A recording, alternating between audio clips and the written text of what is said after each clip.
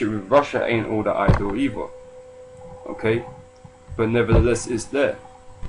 So in recent years it's been easy to believe in a good Russia. There was no reason to be fearful. Germany was grateful for unification, economic ties expanded, and it seemed as though Moscow was being incorporated into Western structures through the G8 and the NATO Russia Council. And despite various difficulties, Russia appeared on a path to a democratic future. Many believed that the divisions within Europe had been overcome. But the Ukraine crisis called everything into question. Currently, Russia is not a partner.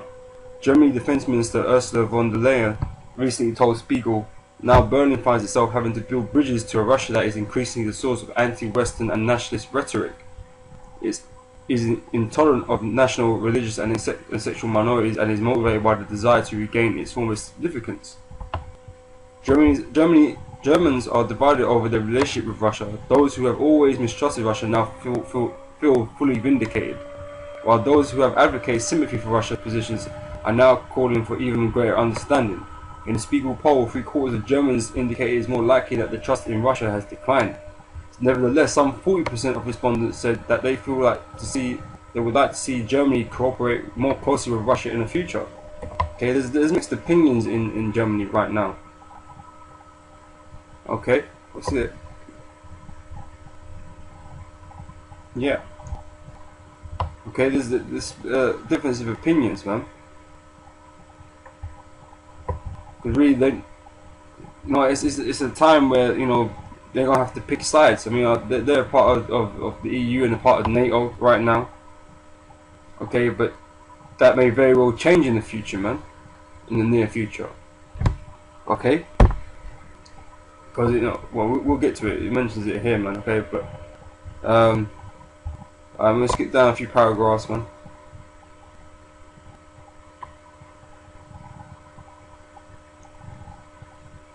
Okay, so from here, this is flat out wrong. Germany can be the country that understands Russia better than others without jeopardizing its establishment in the West. It is not a question of having them to maintain equidistance to both the West and Russia, and certainly not one of democracy versus autocracy. Embracing the policy that arises from Germany's central geographic location is not the same as embracing a central ideological position.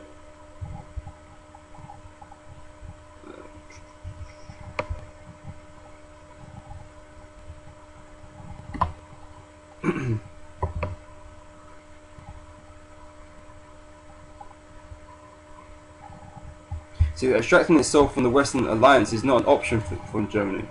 Okay, so they don't have no intentions of leaving the West for now. Okay, but in war there may be a different situation. Okay, so NATO membership has brought Germany more than half a century of security and peace, and 3/4 of Germans are convinced that it's still necessary now that the Cold War is over. The overwhelming majority of Germans do not question their country's ties to the West. So still, Germany can make itself more independent of the United States. Schroeder's refusal to become involved in the Iraq War was the right decision. It was a signal that Germany, while remaining true to its alliances, is not willing to participate in a deluded policy based on lies that, as is evident today, has plunged an entire region into chaos. Obama has abandoned Bush's war policy but not his intelligence and gathering methods. Man, Obama ain't abandoning shit, man. Man's blowing up people every day, man. These drone strikes and shit.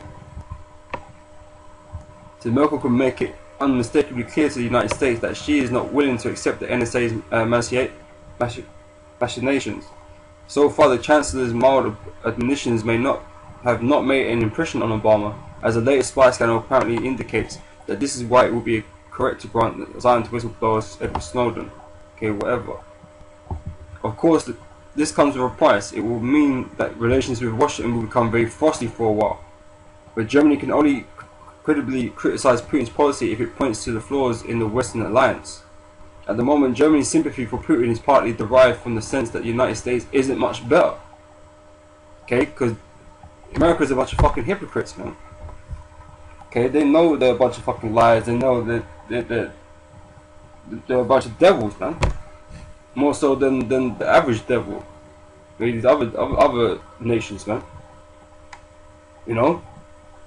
So when it comes to alliances, man, things swap and change all the time. You know, and especially in war, man. Like I said, they just want to be on the winning side, man. Okay, no nation wants to be destroyed. Okay, so it's all about, what anything can happen in that war, man. Like I said, a lot of sides will be switching over. Okay, and that it is prepared to violate international law if it happens to further its political ends. Okay, that's what America's about, man. Money and political power, man. Military power. Okay. So in that respect, there ain't no difference between Russia and America, man. Okay. So Germany has spread its wings in the last 20 years. It can no longer hide behind others. Instead, Germany can lead Europe to an independent political role. It must offer an outlook to Russia in its yearning to come, part of the West. But it must also set clear boundaries if Moscow introduces violence as a political tool and threatens allies. For America and Germany that assumes this role may not be a convenient partner, but in the end, may be a source of relief. Okay, and I just wanted to quickly bring something else, man, because I had that as well, but I forgot to bring that out. Okay, this is from the BBC. Okay, and it says here, does NATO have the political will to face up to Russia?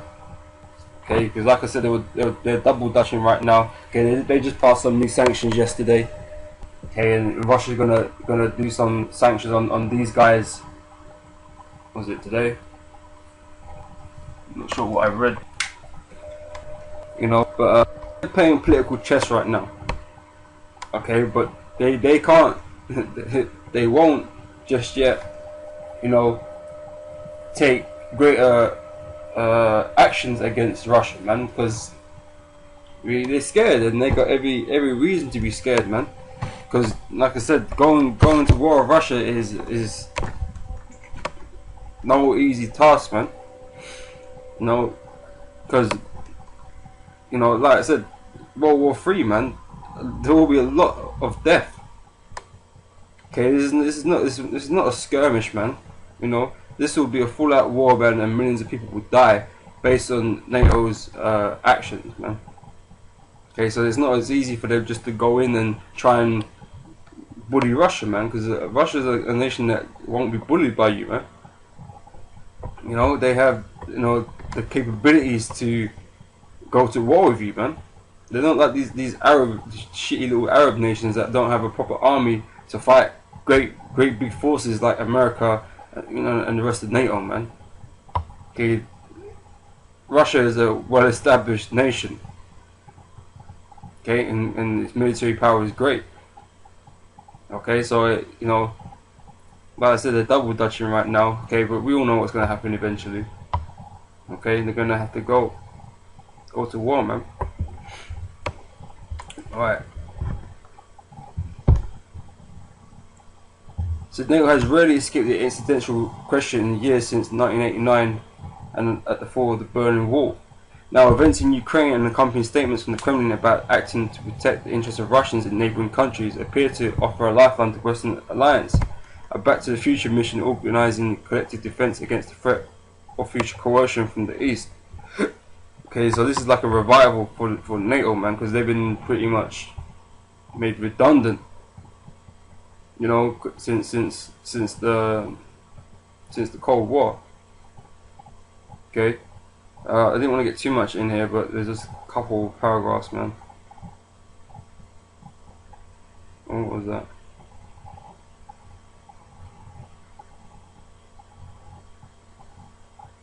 Okay, the establishment of NATO has avoided conflicts, man. Basically by scaring people. But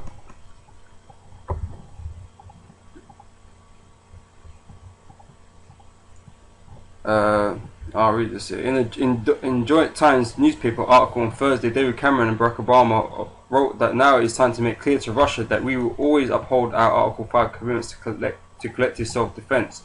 Those running the NATO summit in Newport believe that they can use this moment and the disquiet cause of the recent events in the Ukraine to press members to reverse the dismantling of their defences that has been going on for the past 2 decades.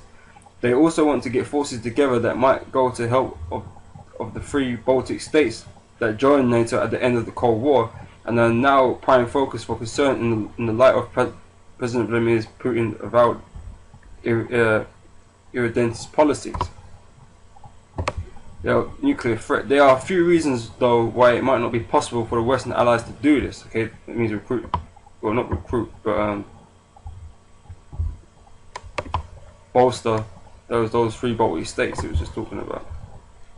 In the first place, there are some basic questions of political will. Remarks by President Putin that others shouldn't mess with Russia over Ukraine and should remember that Russia was a significant nuclear power have escalated the rhetoric. Okay, so Putin made that threat. Okay, surrounding the crisis to a point where most Western politicians would fear to tread.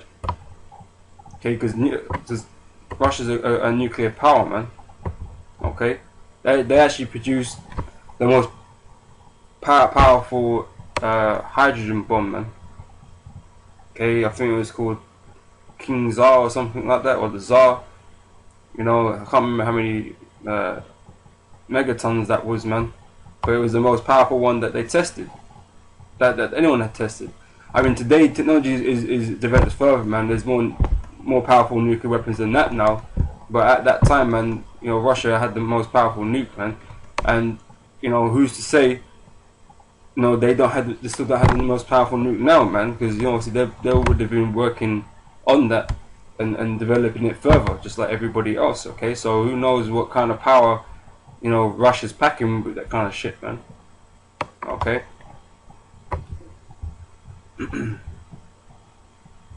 So there's a recent article by Russian strategist Andrei Pianovsky, caused shock in many European capitals, positioning that Mr. Putin's aims were the maximum extension of the Russian world, the destruction of NATO, and the discrediting and humiliation of the US. You know, and it's funny, man, because he's gonna accomplish those things, man. But you know, he's gonna be destroyed in the process too, man. Don't get it twisted, okay? Russia ain't gonna survive this war either, okay? No, they're all gonna cancel each other out. Okay, they're all gonna destroy each other, man. And you know, that day will be a beautiful day, man. Our enemies will have slaughtered each other, man.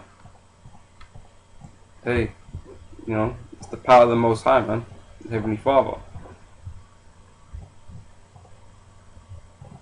Says it added that NATO countries such as the US and Germany would not stand by the Baltic republics, and that if necessary the Kremlin will carry out a limited nuclear strike in Europe in order to break apart the two sides of the Atlantic alliance.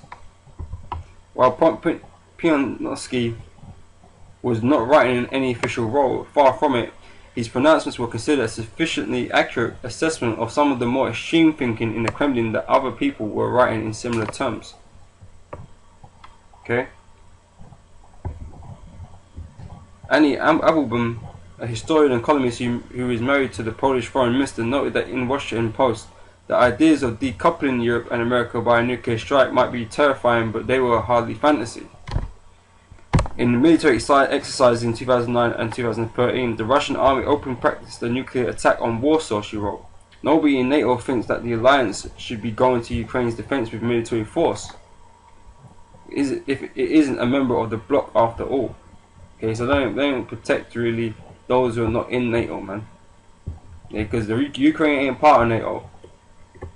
Okay, they're not a part of NATO, so they have no obligation to go defend them.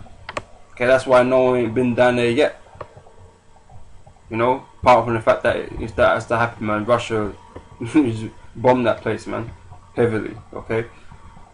So, but the readiness of Russia to escalate in practical terms by sending its forces into that country, or in rhetorical ones by mentioning nuclear weapons, have shocked many countries to the point where there is no consensus within NATO even about sending arms to Ukraine. And they don't even want to send weapons to them, man, because they fear how Russia might react. Okay.